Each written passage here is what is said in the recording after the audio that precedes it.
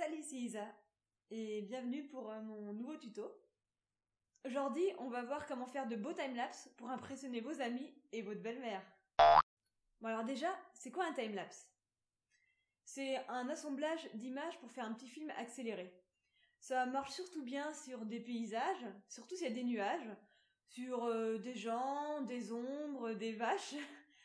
En fait, il faut qu'il y ait des trucs fixes et d'autres en mouvement. Aujourd'hui, j'utilise deux outils pour mes timelapses. Une GoPro et un appareil photo numérique. C'est celui qui me filme là, c'est un Lumix GX7. C'est un appareil hybride, c'est aussi celui que j'utilise pour tous mes voyages. Alors commençons par la GoPro. Déjà, je me mets en mode timelapse vidéo. Il faut savoir que l'intervalle entre deux photos est différent selon ce que l'on souhaite faire. Par exemple, pour un timelapse en voiture ou pour faire un effet fourmi sur des gens, moi j'utilise un intervalle de 0,5 secondes.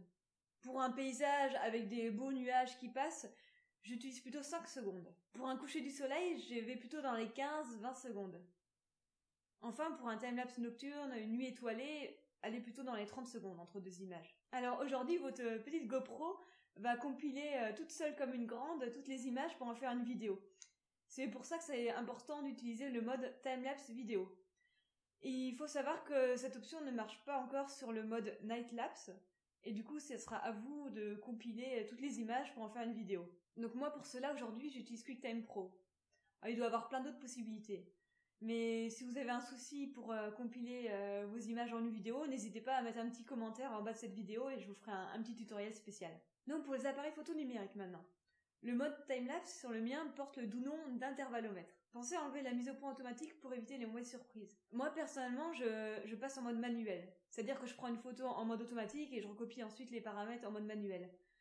Ça évite des mauvaises surprises si par exemple vous prenez un soleil couchant en timelapse et que la luminosité change, ça peut faire quelque chose d'un peu bizarre.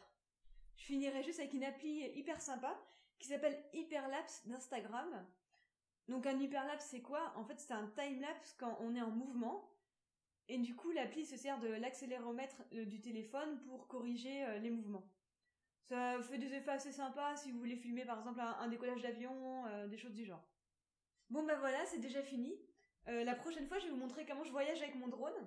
On m'a posé pas mal de questions sur ce sujet et j'ai aussi un petit gage, je suis censée imiter un bébé phoque qui rampe.